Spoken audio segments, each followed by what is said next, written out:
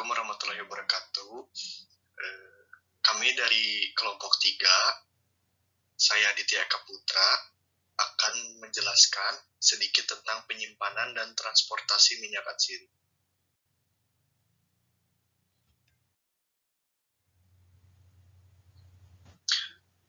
Minyak atsiri adalah bahan alami yang terutama diperoleh dari bahan baku nabati, baik dengan distilasi dengan air atau uap, atau dengan proses mekanisme dari epicard buah jeruk, merupakan bahan pewangi dan perasa pekat dengan komposisi kompleks yang pada umumnya alkohol yang mudah menguap, aldehida, ether, ester, keton, hidrokarbon, dan fenol dari kelompok mono dan sesquiterpen atau fenilpropana serta lakton non-volatil. Karena komposisinya minyak atsiri diklasifikasikan sebagai bahan alami, tetapi juga zat kimia. Perdagangan minyak atsiri semakin dipengaruhi oleh peraturan hukum terkait dengan aspek keselamatan. Peraturan harus diperhatikan ketika menempatkan minyak atsiri di pasar di Uni Eropa untuk digunakan sebagai perasa dan pewangian dalam makanan, pakan ternak, obat-obatan, kosmetik, aromaterapi, dan lain-lain. Perdagangan minyak atsiri sangat menyadari risiko mudah terbakar. Minyak atsiri dianggap sebagai zat kimia yang sebagian besar harus diklasifikasikan sebagai zat kimiawi yang berbahaya.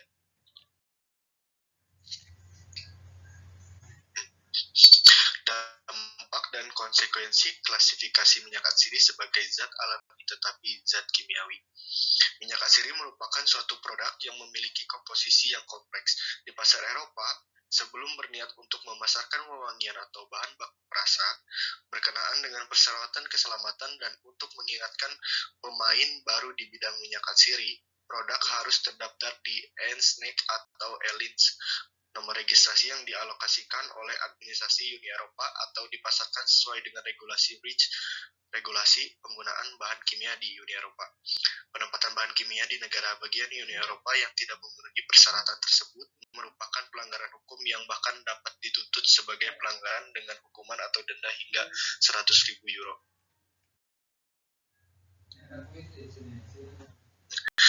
Zat berbahaya dan barang berbahaya. Zat berbahaya mengacu pada risiko yang terkait dengan sifat zat, yaitu potensi risiko kontak langsung dengan produk selama produksi, pengemasan, dan penggunaan. Zat berbahaya adalah bahan kimia yang dikategorikan sebagai eksplosif, mengoksidasi, mudah terbakar, toksisitas, korosif, berbahaya bagi lingkungan. Syarat barang berbahaya mengacu pada zat berbahaya yang dikemas dengan benar dan diberi label untuk penyimpanan dan transportasi melalui jalur darat, kereta api, laut, atau udara. Barang berbahaya merupakan barang atau zat yang mampu menimbulkan risiko terhadap kesehatan, keselamatan, properti, atau lingkungan.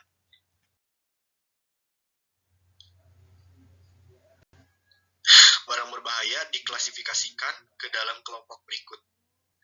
Kelas 1, bahan peledak, kelas 2, gas, kelas 3, cairan mudah terbakar, kelas 4, padatan yang mudah terbakar, kelas 5, zat pengoksidasi dan peroksida organik, kelas 6, zat beracun dan menular, kelas 7, bahan radioaktif, kelas 8, korosif, kelas 9, barang berbahaya lainnya.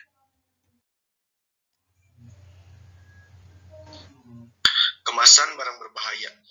Barang berbahaya harus diangkut dalam kemasan yang disetujui PBB yang telah diuji stabilitasnya dan dinilai dalam kelompok pengemasan PG risiko tinggi, kode pengepakan PBB 100X atau 10, risiko sedang, kode pengepakan PBBY sesuai dengan persyaratan sebagian besar minyak atsiri, dan 3, risiko rendah, kode pengepakan PBBZ. Minyak atsiri yang tergolong barang berbahaya dan dikirim dalam jumlah besar, misalnya di drum hall, hanya akan diterima untuk diangkut jika dikemas dalam drum besi yang disetujui PBB. Drum dengan lubang bung hall tersebut misalnya memiliki kode PBB berikut. Spesifikasi ini mengungkapkan detail berikut. Di sini dijelaskan drum baja dengan kepala yang tidak bisa dilepas, PG2, kepadatan relatif maksimum di mana kemasan telah diuji, Di sini menjelaskan tekanan uji, tahun pembuatan negaranya, dan nomor kode pabrikan.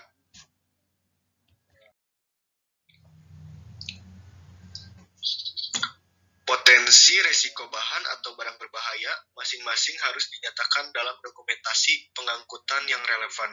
Label peringatan juga harus digunakan pada paket untuk mengingatkan pekerja tentang sifat barang yang mereka tangani. Nomor PBB berikut diberikan untuk barang berbahaya menurut klasifikasi bahaya dan komposisinya. Sekitar 170 minyak atsiri harus diklasifikasikan sebagai zat atau barang berbahaya.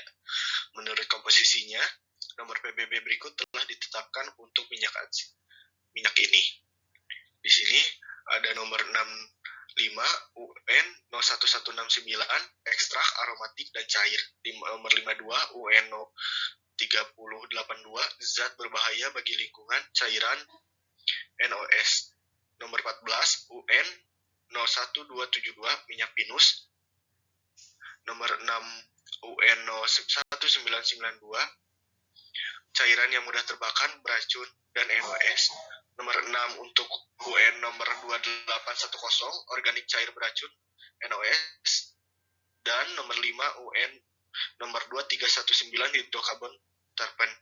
Dan lainnya distribusikan di antara nomor PBB berikut sesuai dengan yang telah ada di PowerPoint di slide ini.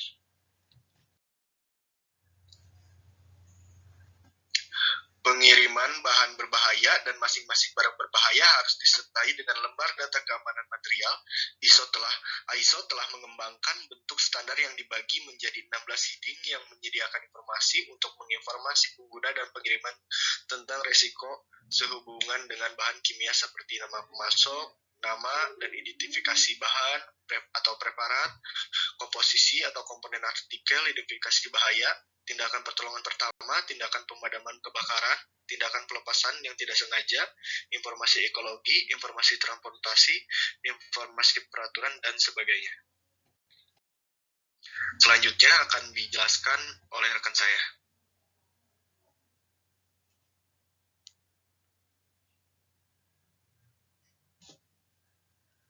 Baik, untuk pelabelan, di sini ada EFFA yang telah menerbitkan Kode Praktik atau COP 2008 mengenai klasifikasi dan pelabelan yang tepat, baik untuk bahan kimia aromatik dan minyak atsiri.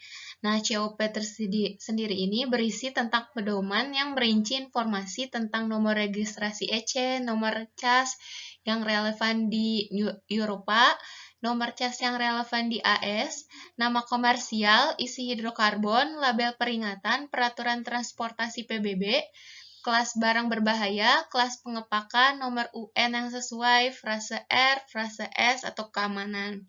Kemudian sebagai tindakan pencegahan, ada peraturan keselamatan yang sangat ketat mensyaratkan bahwa dari 220 minyak atsiri, sekitar 70%-nya itu yaitu sekitar 170 minyak atsiri diklasifikasikan sebagai zat berbahaya dan oleh karena itu harus diberi label yang sesuai untuk penyimpanan, penggunaan, dan pengangkutan. Nah, di sini ada contoh pelabelannya. Ada label XN di mana lambangnya itu seperti salib St. Andrew, di mana di sini informasinya mengenai berbahaya. Kemudian ada lagi label N yang gambarnya ini ada gambar ikan mati dan pohon yang sudah kering ini menginformasikan bahwa berbahaya untuk lingkungan hidup. Dan sebelahnya lagi ada lambang XI yang bergambar salib St. Andrew, di mana di sini menginformasikan bahwa iritan. Kemudian setelahnya itu ada T. Dia ini menginformasikan bahwa dia beracun yang dilambangkan dengan tengkorak dan tulang bersilang. Kemudian ada lambang C yang bersifat korosif. Nah, simbolnya ini menunjukkan bahwa efek merusak dari suatu asam. Kemudian di pelabelan ini ada label R atau risiko yang harus digunakan pada kemasan. Untuk label R ini ada beberapa macam, yaitu ada R43, di sini dapat menyebabkan sensasi jika kontak dengan kulit. Kemudian ada R65, dia berbahaya dan dapat menyebabkan kerusakan paru jika tertelan. Kemudian ada R51 atau R53, di sini toksik bagi organisme akuatik dan dapat menyebabkan efek merugikan jangka panjang pada lingkungan akuatik. Kemudian ada R38, dia berbahaya jika tertelan. Ada R50 atau 53, di sini sangat toksik bagi organisme akuatik dan dapat menyebabkan efek merugikan jangka panjang pada lingkungan akuatik. Kemudian ada R10, mudah terbakar. R52 atau 53, dia berbahaya juga bagi organisme akuatik yang dapat menyebabkan efek merugikan jangka panjang pada lingkungan akuatik. Dan R22 ini berbahaya jika tertelan. Kemudian untuk frekuensi yang kejadiannya kumulatif menunjukkan bahwa sebagian besar minyak atsiri ini harus ditangani dengan hati-hati, sehingga para pekerja harus menggunakan APD atau alat perlindungan diri. Nah, untuk simbol-simbol ini, perawatan dan perhatian khusus harus diberikan saat menangani minyak atsiri dengan simbol R50 atau 53. Di sini sangat toksik bagi organisme akuatik yang dapat menyebabkan efek merugikan jangka panjang pada lingkungan akuatik. Kemudian ada R34, dia menyebabkan luka bakar karena minyaknya mengandung timol. Kemudian ada R45, dia dapat menyebabkan kanker karena minyak yang mengandung safrol. Kemudian ada R68, kemungkinan risiko efek yang tidak dapat diubah.